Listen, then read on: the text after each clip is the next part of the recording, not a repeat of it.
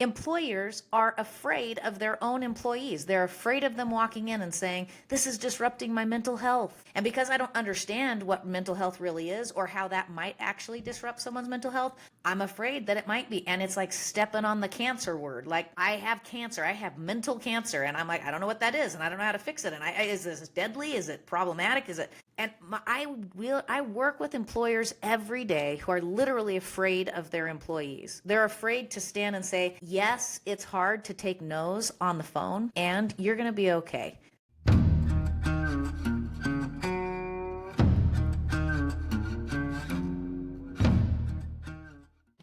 I'll give you a fun tool if you want to work with these guys. So if you solidify a strategy and the answer is yes, but, then what's happening is your guys will not stay consistent with their action plan. Yes. They're gonna do something and then they're gonna not do it at all. You're gonna watch them not change behavior. If you come in and you can get them into a yes and category, they will start to change behavior. So when you come in and you say, okay, great, we're gonna go after this one product, and they go, yeah, but, then say, okay, fantastic. With every but, I actually want you to define the concern. But what? Define the concern. What is your concern about going after this one product? Write them all down. What's the other guy? Oh, yeah, what's your concern about going after one product? Write them all down. And if you actually will put them in front of their face in writing so that they can give voice to it and then see it on the board, and then you acknowledge that in your move forward plan, and they literally see that this action compensates for that concern, they'll move to a yes and they'll start to form that behavior and they'll stick with it. What a great exercise. Yeah, there's a little piece of neural pathway in there, like where when we have, as a human being, we have a picture. And this picture is a future, and that future has a lot of unknowns and a lot of uncertainties, right? And if I look into the future and all I see is unknown and uncertain, then I gotta go grab onto everything in my past, because the past is the only known and certain I've got. And what that creates is your buts. Oh, I know we're doing that, but, well, I was looking forward, but I'm trying to run in this direction, but, and when we will actually just capture the buts, capture all the concerns that are showing up, and then we actually show that the action plan moving forward addresses the concerns, the mind stops barking at them. It can calm it right down, and they can actually focus on an action-oriented item that they have control over, and it starts to make them feel like they control the destination of their future. Absolutely love that. So were you lying when you said in your LinkedIn post the other day, you're not a therapist, you're a coach? Because what you just gave me sounded more like therapy. It's actually performance coaching, right? So if you think about it, I'm not going to go in and understand why each of these individual humans looks to the past. There is neuroscience that tells us this happens. A therapist in that same situation would say, what happened, Ryan, to you in your childhood that made it so that you really like to think about the past? What makes you scared of pursuing your dreams in the future? And I'm going to be like, oh, heck no, here's what we know. We got neuroscience that tells us that innately as human beings, we need to feel safe. And do you know what safety looks like? It looks like the known. And do you know the only thing that's known in our life is the past? So why are people so blasted fixated at staring at their past? Trying to recreate a success they previously had? Because it feels safe, because it feels known. But the only thing that as humans gets us exhilarated, gets us excited, gets us like pumped and living life is actually progressing into the unknown future. So how do we do that with safety? We actually honor the concerns that pop up. We focus action on what we have control over, and we go to create the heck out of the future. And then you get people that actively engage in that, and you're not whipping them into shape anymore. They're running, and you're just keeping up. I saw this documentary the other day. It was a mini documentary. It was like 20 minutes. It was on YouTube.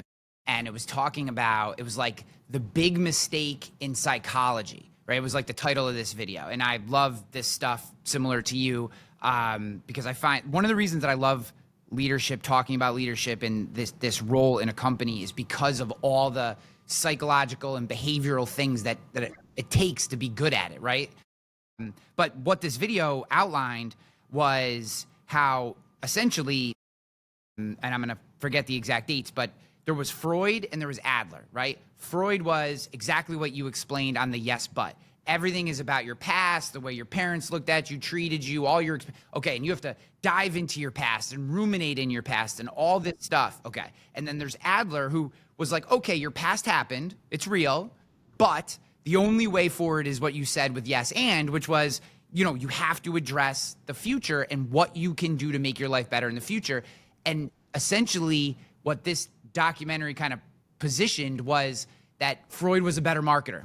And this entire therapeutic industry of digging into our past and psychoanalyzing everything from our past is because Freud was a better marketer than Adler. And if Adler was a better marketer, we would not have to deal with all this shit from our past all the time. And I was like, that's crazy. I mean, I'm sure there's more nuance to it than that, but like just the idea that one guy's ability to market over another literally created entire generations of therapy that, I don't know if you saw, I think her name's Abigail Schreier. She came out with a book that I listened to the audio version of called Bad Therapy. Yeah.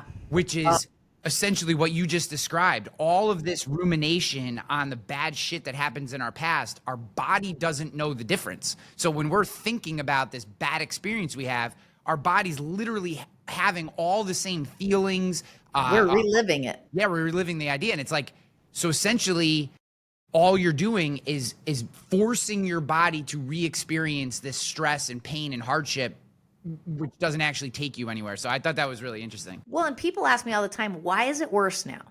Like, why now? Why is this where you are needed now? And it's because historically speaking, this sort of thing was not all that common. Why? Because people were progressively just like moving forward, right? There became a time where, interestingly enough, which came first, the chicken or the egg? Did it come first that we started to put more emphasis, so much emphasis on mental health that we went too far the opposite direction, right? I mean, humanity has a tendency to do this. We tend to set our sights on something and then we overcompensate. And I am a big proponent of mental health. I think that people have pushed so hard into mental health that they forgot that there's actually mental resilience is important. So we've moved to a place now where if I feel any form of emotional or mental unsafety or emotional mental discomfort, it's like, uh-oh, I need to stop. And it's like, well, no, actually, your brain operates in such a way to give you clues that, hey, by the way, you've never done this before, so proceed with caution. I'm going to make you a little uncomfortable so that you become more aware. I'm going to make you a little uncomfortable so your senses are more heightened because this might not be safe. I don't know. We've never done it before. But people just stop in those moments.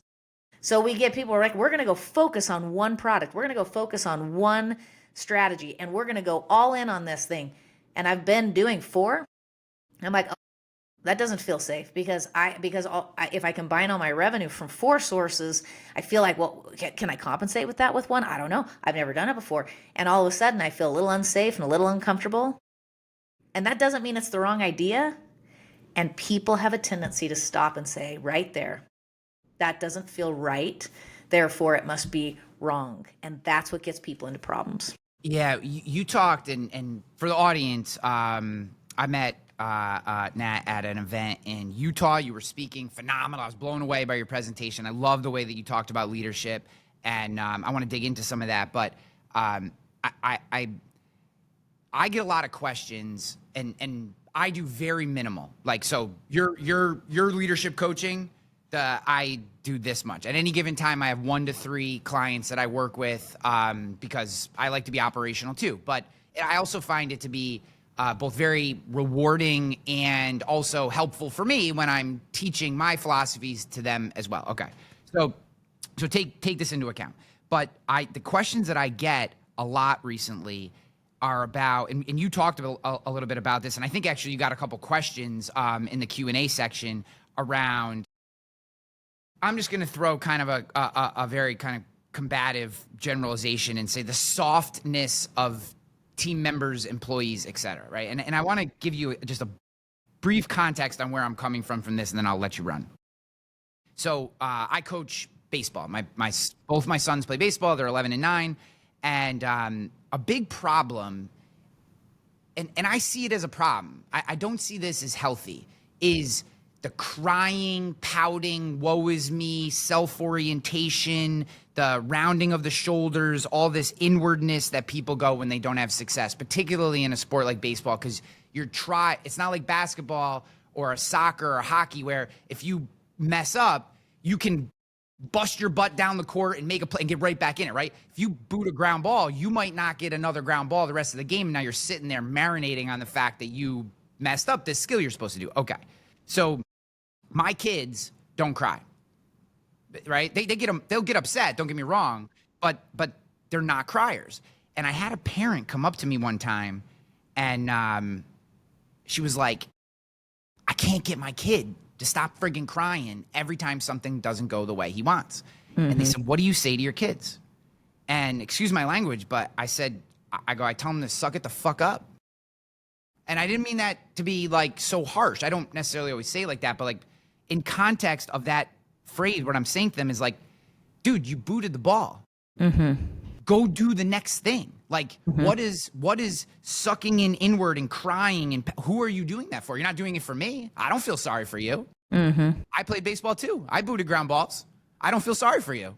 So who are you putting on that performance for? And my kids learned very early that they would not be rewarded in any way. I'm not going to yell at them for doing it if they do. And I'm certainly not going to go over and go, oh, hey, do you want a drink? And it's no big deal. Right. So like but that's probably a little far on the spectrum in terms of harshness, right? I get that, right? And then so where, and now we can take this out of youth sports, right? But I know you coach as well and played sports. Mm-hmm. So wherever you want to take this, how do we start to find the sweet spot from maybe my being just a little more harsh and rough to that, everything's going to be okay. The mother coming in the dugout, like I had a mother force her way in the dugout because her kid struck out. You know what I mean? And now that kid's being babied by his mother in the middle of a game because he struck out for the 13th time that season. You know what I mean? Like so how do we find that sweet spot? Yeah, well, I am a huge proponent that sweet spot comes with leadership and understanding. Like if you are a leader of an organization and you do not have EQ, if you could not rank yourself at a 10 in EQ, you better get there. Because what causes this so much is fear. Employers are afraid of their own employees. They're afraid of them walking in and saying, this is disrupting my mental health. And because I don't understand what mental health really is or how that might actually disrupt someone's mental health, I'm afraid that it might be. And it's like stepping on the cancer word. Like, I have cancer. I have mental cancer. And I'm like, I don't know what that is. And I don't know how to fix it. And is this deadly? Is it problematic? Is it? And I work with employers every day who are literally afraid of their employees. They're afraid to stand and say, yes, it's hard to take no's on the phone, and you're going to be okay. This is what we're going to do. We don't need to take a day off. We can push through it. The problem is, if we don't understand what's happening ourselves, can we really stand with confidence with our employees and walk them through it, coach them through it, teach them through it? Or do we just think we're going to step on that landmine, that mental health landmine that's going to blow us up? That's what's happening out there. We have a world that has mental health is being weaponized. In my opinion, I see it every day. They walk in, it's like, oh, I can't do that anymore. It's so hard for me. I'm getting anxiety getting on that phone call. Okay, well then you don't need to get on a phone call. That is not the right answer. If your job is to take phone calls, the right answer is don't take that phone. The right answer is not, don't take phone calls. If that makes you anxious, we'll find another job for you. No, if that makes you anxious, let's give you training that teaches you how to deal with anxiety in a phone call situation. Or you can find another job. But we get super, super coddly because there is a complete lack of understanding, and so it's fear-based. What are they afraid? Like, what is the actual outcome of that you're finding these leaders are afraid of? Like when they're picturing it in their mind, this bad thing that could happen. Like what are they actually picturing could happen if they don't handle this mental health concern properly? Oh, I've seen it across the board. I've seen leaders who are afraid they'll have an employee commit suicide and it's going to be on their head. I've seen that they're afraid they're going to have employees that turn them in and they're going to have problems on their hands with the state or with agencies. And it's funny because I'll say, who are they turning you into? And they don't know. They just know they've heard the stories that you have to treat these people with fairness. There's fear that this person will sue them. They'll come back and sue them that they didn't handle their health circumstances well. And because mental health is such a hot topic, they're going to lose. And they're often afraid of these people because they aren't them. People who are leading and running companies tend to have a little bit more resilience and a little higher natural level of EQ and grit. And because they don't understand how this person could even walk in their office and have a conversation. Like, my job is to get on the phone every day and it's giving me anxiety. So do you think that maybe I don't have to get on the phone today? Like, it would never cross this leader's mind to ever have that conversation. So now they don't understand the person, they don't understand the ramifications, they don't understand the consequences, and they don't know what happens if they just say no. How much of those fears is real? Like, of those things you just listed, what is the actual potential of one of those things happening? Like, is it a real concern, or is it mostly just a manifestation in their minds? Minuscule concern, minuscule. The reality is, if they don't handle it well, like if you didn't handle it well, could you get sued? Sure. If you didn't handle it well, could something happen? Sure. And again, it comes back to, well, that is why I feel like so much of it is a lack of confidence on the side of the leaders in understanding these emotions and understanding the difference. Because right now they just deal in fear and frustration. It's super frustrating to have employees that have zero emotional resilience, that they I see in every company I've worked with, Ryan, in every insurance agency I have worked with, this is 100% true. In every agency I have worked with personally, if you go look at their retention numbers, they start to change if you actually time out the calls with timing in the day after 2:30 in the afternoon. Because these people have taken calls all morning. There's not an understanding of how to actually handle this or how to deal with the emotions coming up. So by 2:30 in the afternoon, they've reached hyper states of emotion or hypo states of emotion, and they're no longer servicing the customer base well at all. People are staying on hold longer because the person doesn't even want to answer. People are getting transferred when they don't have any reason to be transferred because that person does not want to deal with that customer and answer the questions on the call. And so you watch retention go down in late afternoon. It's a fascination, and it correlates. And so why does that happen? How come the leader can't look at that and say, I'm going to help my people increase their emotional resilience as opposed to just being frustrated by it?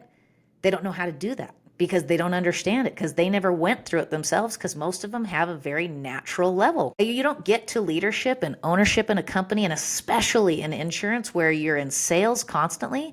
You don't get to that place without a little natural resilience and grit. So since my leaders all have that, they look at the person next to them and like, what the hell is wrong with them?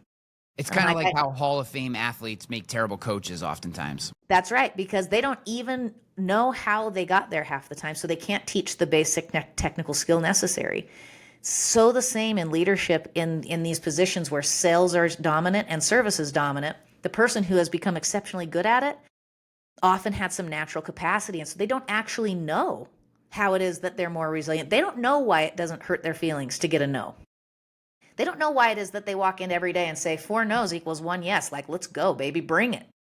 They don't know why the person sitting next to them can't do that.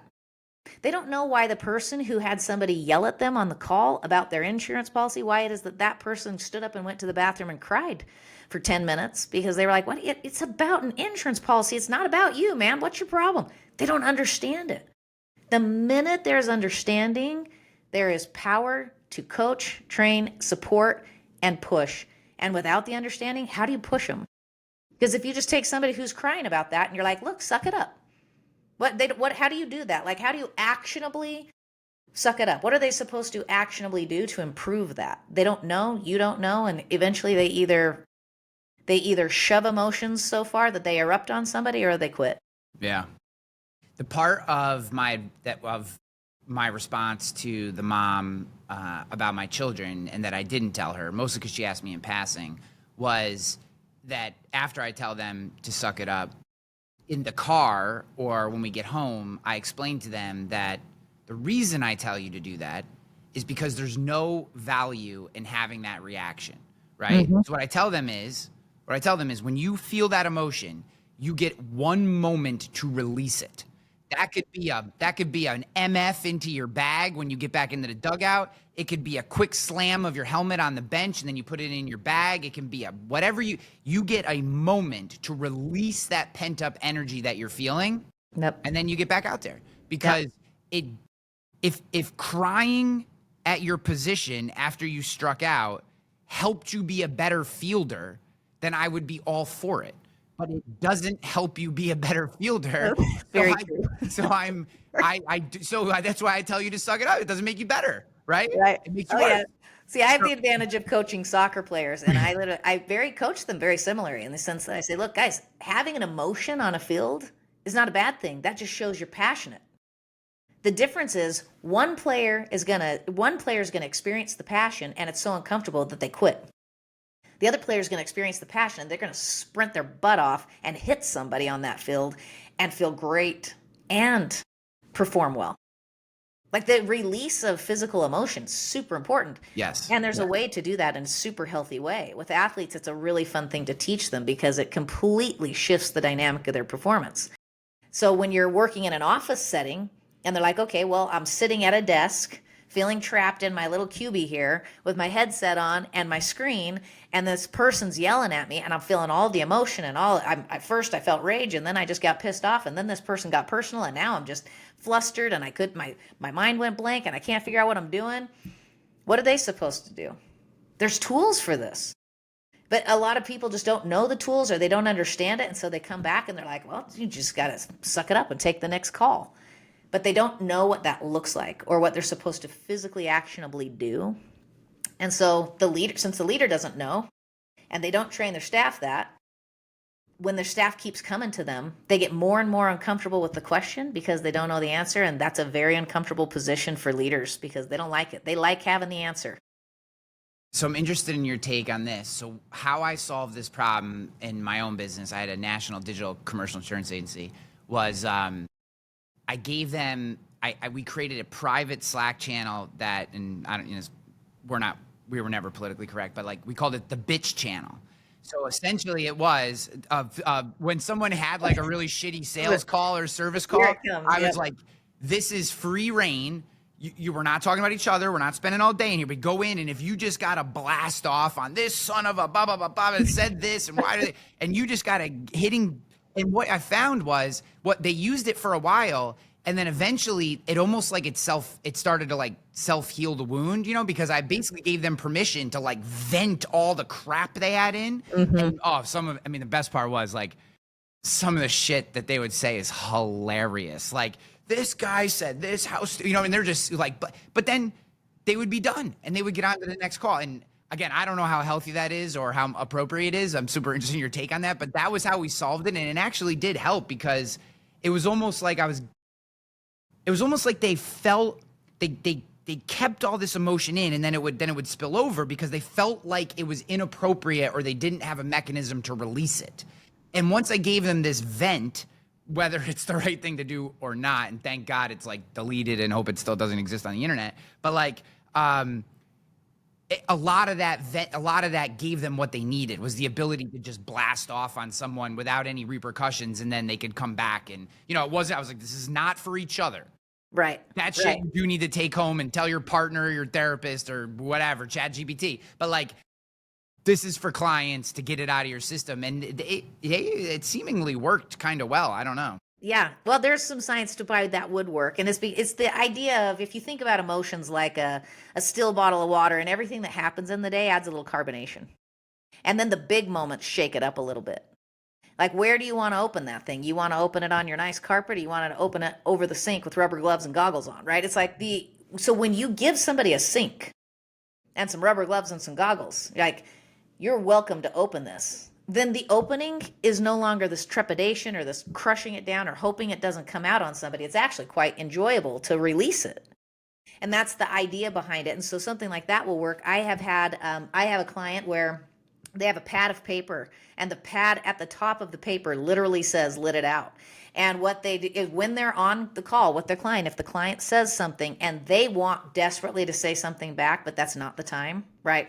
Like a client call and say, you told me this. And the person sitting on the other line's like, I know for a fact I didn't say that, but you can't say that to the customer. It's not going to help anything. So they would just write down, be like, 1 second, and they would write down their note, but it would be like, I never said that, right? But they gave themselves the voice that they weren't allowed to have vocally over here. Call would end and they would rip it up and throw it away and start the next thing. We called it the write and rip pad. Like you're just letting it out, letting it go. Let it out, let it go. Because they, in the service situation specifically, there's so many times they never get a voice. And so you'll notice your service people will get a lot of their rapid heart rate, really tense necks, and really tension here and here because they're never giving themselves a voice first, and they can't really stand up for themselves in those moments. They just kind of get crapped on.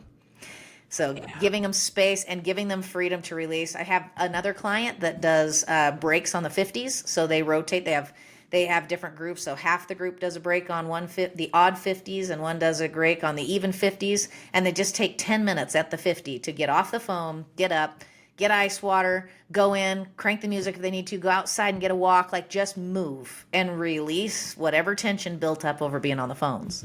So just giving them that sync, the rubber gloves, the goggles, like give them a space to get it out.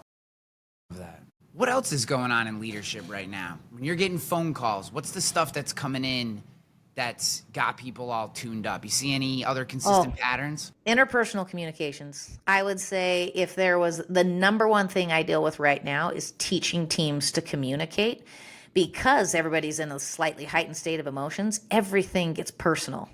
It's like our team can't discuss something without somebody getting frustrated or irritated, and then it's drama, and I say this as a woman, so we'll be clear about that. I'm saying it as a woman to my ladies.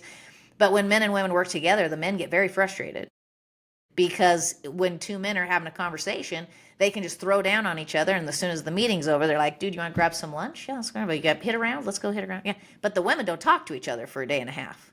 And it creates all this dynamic in the office.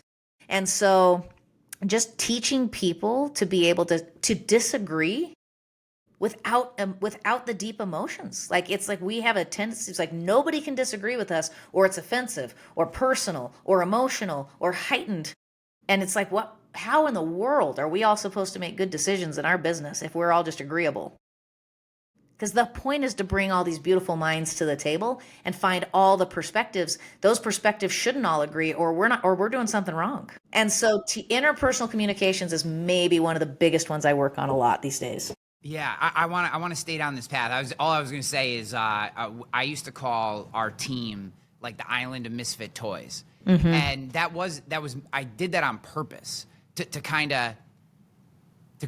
I wanted people to realize that we are all so incredibly different, that that's our superpower, and that the differences that we have, that's what makes us strong, right? So it's okay that she disagrees with her and he disagrees with this one over here, because you're all freaking different, right? You all live in different parts of the country. You all come from different situations. So it's literally statistically impossible for you all to agree all the time. So that's okay, right? We need to be able to do that. Sometimes that worked well, sometimes it didn't. But it was funny. They seemed to grab onto it and like it, but I was trying to get to that point where I was trying to set a culture of like, because I agree with you, like the tagline for this show is unreasonable people seeking unreasonable success. Like you have, being part of being unreasonable is being a disagreeable human. It doesn't mean being an asshole, but being disagreeable. Yeah. So you're trying to cultivate a team of people, leaders, a group, whatever, who can communicate in this way, who don't take every disagreement personally, who are kind of actively searching. I had someone on the show the other day that framed this really well. Genuine curiosity for discovering the truth. That was her North Star with her company was this genuine curiosity for discovering the truth. I thought it was a really nice way of framing it. So how the hell do you actually, how do you do this? Yeah. Because this is a major issue. Yeah. So I go in with organizations, I teach them 2 forms of communications tools, because if you think about it, your boys play baseball. Did you just stick your boys out there on baseball and be like, I'm not going to teach you how to hold a bat, and I'm not going to teach you how to look at a pitch. I'm not going to teach you how to put your feet in the right spots, or how to stand, or how to get over the ball. I'm not going to teach you how to swing. I'm just going to put you there. I'm going to let you take fastballs, and eventually, hopefully, you figure it out. Maybe they will, maybe they won't. Maybe they'll take a lot of blows in the meantime, and probably they're not ever going to be a great batter, because what they are going to start doing is really poor technique that maybe they got a hit one time and now they lock into that. And it might be, they might have the ugliest swing in the history of time. And you're like, okay, well, that'll work for Little League, but you're never getting any further. The same thing happens with communications. We put dynamically different people in a room, and they've been through college education most of the time, or high school education, or the school of experienced education. And how many times did somebody sit them down and say, this is how you hold a conversation. This is the tool that you're going to use when you walk in the door and you start asking someone questions. These are the words and the framework you need to use to have a conversation that ends in a positive result. When did anybody sit down and actually teach them the technique? When I walk in the door of these corporations, there's not a single person in there that understands technique. They understand concept, some understand principle, and some have natural capacity. The vast majority have never learned how to have organizational communication that works well. So I teach them 2 tools that we use in collaboration, and by the time we're done, it's a remarkable change in the organization's capacity to communicate. And it's just because we teach them actual technique, actual skills that they've never learned before. Why are we expecting everybody to be good at this when no one has ever learned it? I want to ask you a different question now. I want to dive into handling ego as a leader.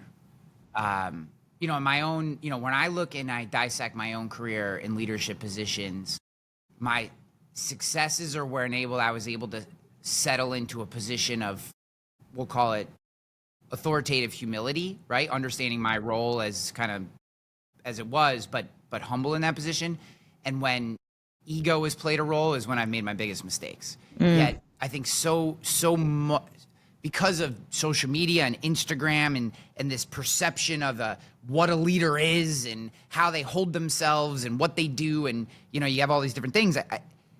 You get so much as me. I'm in this role. I need to make all the decisions, or I'm supposed to know everything, which is one of the ones that seemingly is very difficult for people to get past, right? This idea that just because I hold a certain title, I'm supposed to know every decision, every answer to every question, right? When you're approaching a leader who's dealing with ego-related issues, how do you start to break that down and get them to a more productive and healthy place as a leader? Yeah, the first thing that we do is engage in identity work. So identity is an interesting thing because we gain identity both intentionally and unintentionally. And with leadership in our world, unintentional identity is ruling the roost 90% of the time. And that's because where did that come from? Where did even the idea that leaders are supposed to have an answer come from? Did you decide that intentionally when you took a leadership role? Did somebody tell you that? Is that what you witnessed in another leader? Like, how did you even come up with that idea that you should have the answer? Because if you did not intentionally decide that's who you are, then that is unintentional identity. So why do people act the way they do when they come into these positions?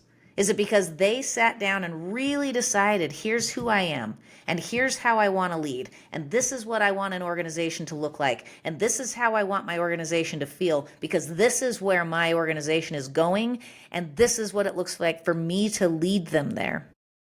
If they will sit down and get intentional first, then we start to find the gaps. We start to find what this is a behavior that's happening right now. Is it in alignment with where you're going and who you really want to be? And we see this happen all the time. We get people who, like, for example, I had a gentleman whose life, I started working with him and his agency, and his life was falling apart at the seams. His agency was rocking, but his marriage was a disaster. His relationship with his kids was non-existent. His health was going down the toilet.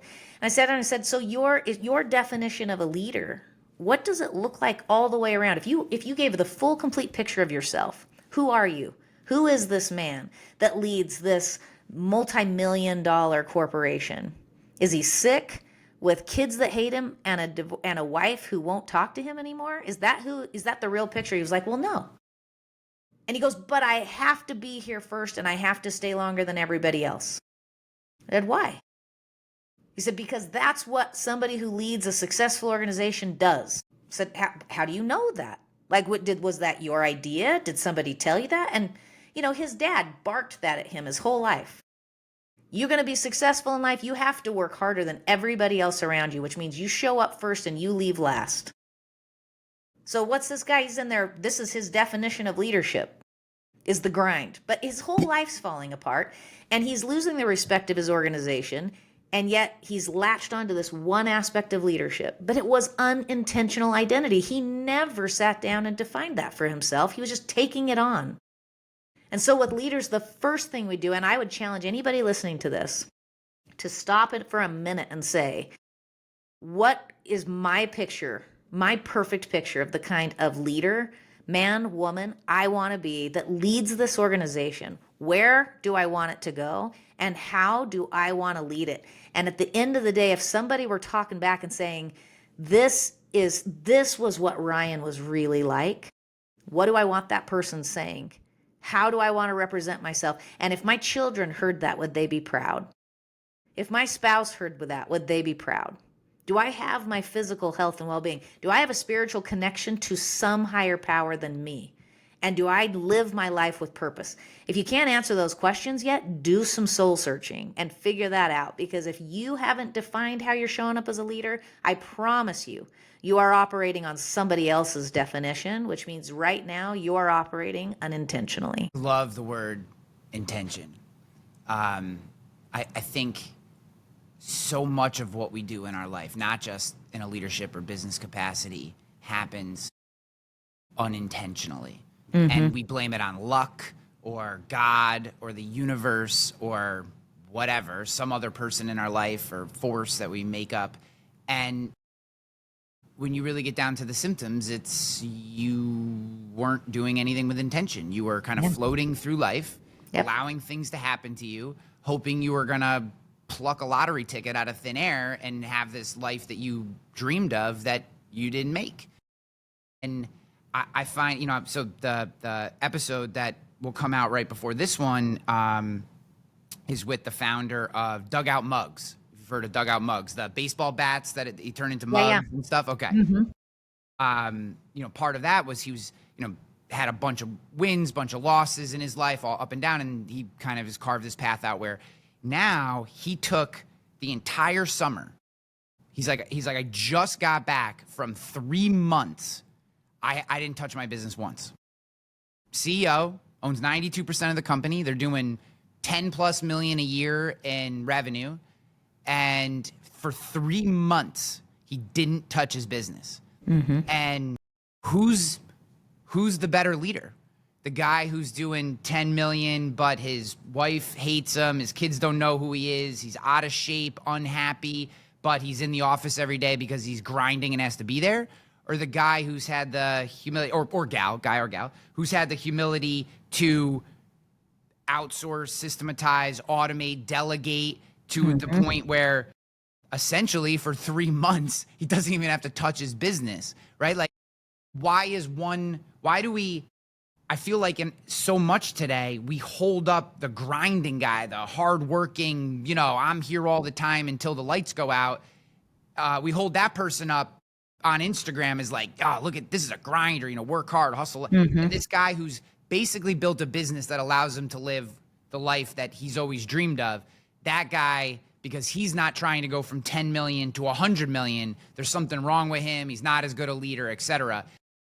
That narrative, it's just not told enough. And I think yeah, go ahead. Sorry. Yeah, well, it's not. It's because it's not. It's because it's not. It is a narrative that's not told enough, and that's because it's not. We're not trying at this onset of our businesses to create our own narrative. If you were to say to this guy, my client who was grinding, which I did say to him, I said, "So let's paint me a picture of what you want your life ultimately to look like." And I said, "Now, are the decisions you're making today and the way you're running your business getting you there?" There's a complete disconnect. But because he's not starting the day every day with a reminder of vision, and because he's not understanding intentionally who he is as a man that is leading to that vision, there is a complete disconnect. And then we get into reactive and comparison mode. And this, I believe, is where the pride comes. I believe the ego comes not because I'm afraid of what I want and who I really want to be, but because I don't know if what I want is good enough because I just compared myself to somebody else and now I got to go do better than them. It's not okay for me to want this nice life with my family because that guy's got twice what I've got. So I got to go get that now. So comparison, and especially because if I don't really know what I want, then I'm just looking around. If I go to the store and I go shopping and I go there because I'm intentionally shopping for one thing. I'm showing up at Foot Locker, I'm buying some J's and I'm going home. That's it. That's my objective. I walk into the door closest to Foot Locker. I walk into the Foot Locker. I ask for that specific shoe in my size. I try it on, put it on, buy it and walk out. And I'm super content and very happy and I got exactly what I wanted. But if I just know I want a shoe and I start looking around at everybody else's shoes and I start walking through the mall, do you know what is going to happen? I'm going to find 14 other things that I think I might want that I never thought of before that are going to lead me to a place to spend too much money, be very unproductive, incredibly inefficient, and ultimately leave me with credit card debt, a stuff I don't actually want or wear, and now I'm stuck in a hole. And that is how people are running their businesses. They're running it reactive to something because they're not taking the time to know exactly what they want and who they are. And that unintentional vision or unintentional comparison creates unintentional pride, and they're functioning in a place of everybody else defining how they have to show up to go get some unknown outcome that they think they're supposed to want. Does this go back to kind of where we were at in the beginning with uncertainty? Like if you're not certain, right? Then you're not safe. Then you're not safe. Yep. Because if I have 5 things, one of these things, there's a better chance one of these things makes me look cool. But if I just pick one shoe, right, and there's a better chance that people might not think I'm cool for buying this shoe, and now all of a sudden, the whole reason I came in here is blown up, and it's if it's unknown, it's uncertain, and unknown and uncertain equal unsafe. And then I will hesitate. I will function from concern. I will function like life is happening to me, and I will react instead of act. And then I'm not building anything. I'm just surviving. And so there are people, and I put myself in this category, who feel very comfortable in uncertainty. It's literally never bothered me. It's what's made me into the leader and entrepreneur that I've become, is that I'm willing to wade into that gray space and go, I feel confident I can figure this out, right? Yep. And not always perfect for sure, but that's always been, but I can't tell you that I was trained on that. It didn't come from my parents. It certainly didn't come from my parents. My parents were my dad was a laborer on the railroad. My mom was a receptionist. Their advice to me was go work for the biggest company you can, get a pension and retire. And that's and I tried that. It did not work. It was a hard fail for me in that environment. So okay, so obviously there are some people who are, we'll just say, built to handle uncertainty. Yeah. Can this also be trained? Can you be trained into this? Okay. That is emotional intelligence. Like the tagline I start everybody with is, we're going to get real comfortable being uncomfortable.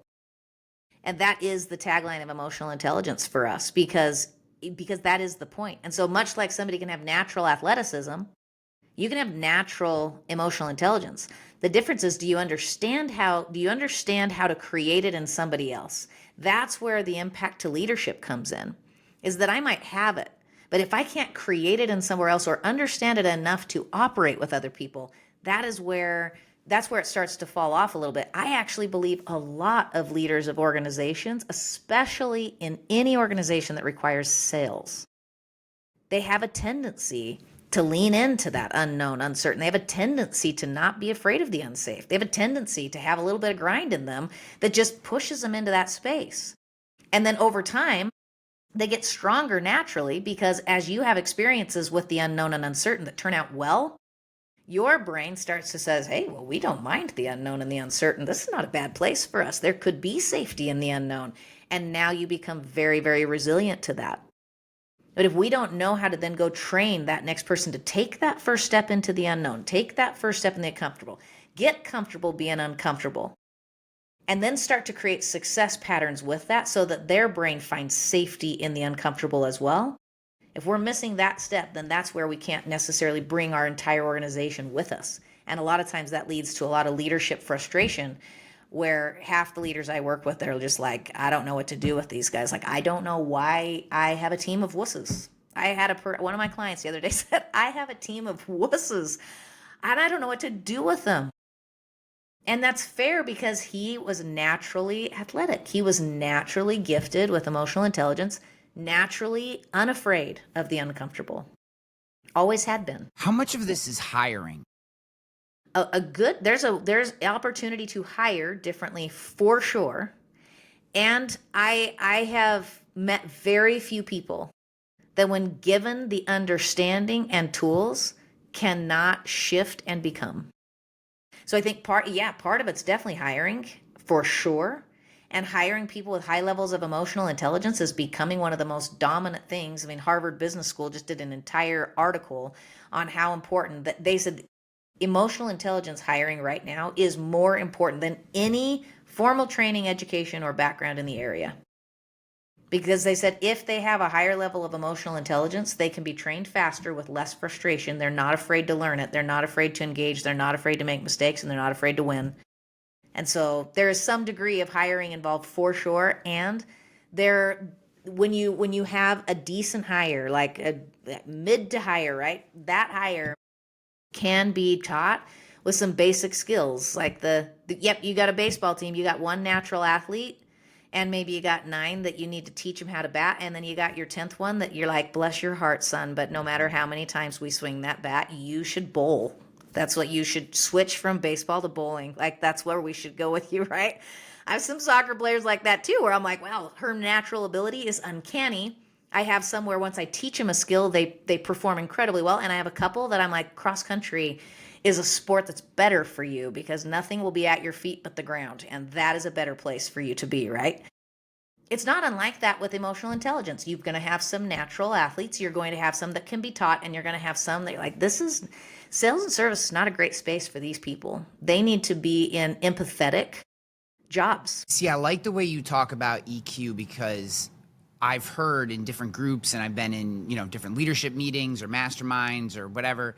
And oftentimes I think from people who don't understand EQ the way you're speaking about it, they use it synonymous with like the negative connotation to DEI stuff or the mental health. I got to give everyone a day. So like, oh, well, if you're high in EQ, that means that all you do is care about emotions, and you have driven people tend to not care as much about emotions. It's more about getting the outcome. So I find that type of individual struggles with this idea of EQ.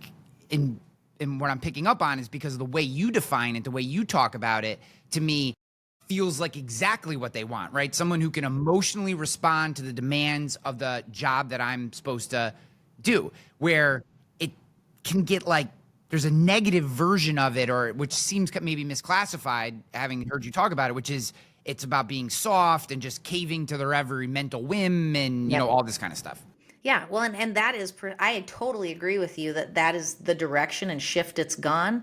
That's why I said it overswung the mark, right? But if I were to describe good EQ, I would put it on a spectrum like this. You got, just like everything else, EQ has a spectrum. And all the way over here is everybody should receive a therapy session, everyone should lay on the couch, and everyone should talk about their problems at all times. That's the far left side here. And then if we were to come all the way over here, the highest end of emotional intelligence is if you understand emotions, engage with them intelligently and intentionally, you can experience the highest level of resilience, grit, passion, and accomplishment. Over here, I believe people who hit a 10 in emotional intelligence here can have it all, and they should. I believe that you can have it all.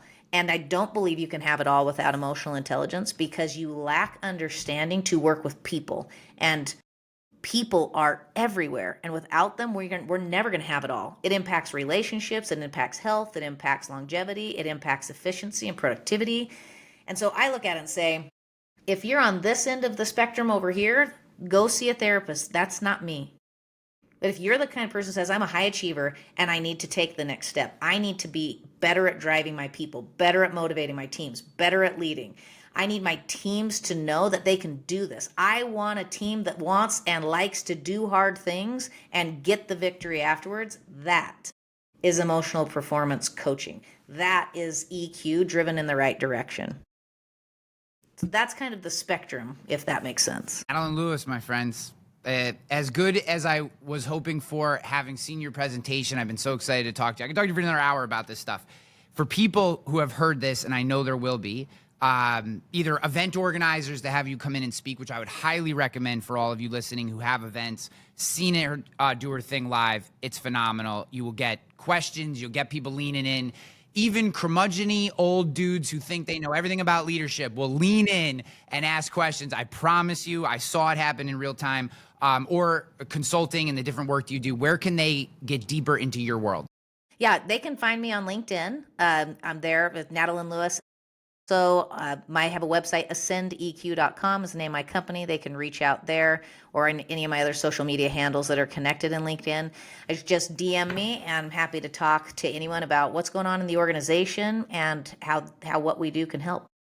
I appreciate you. Thank you so much for your time.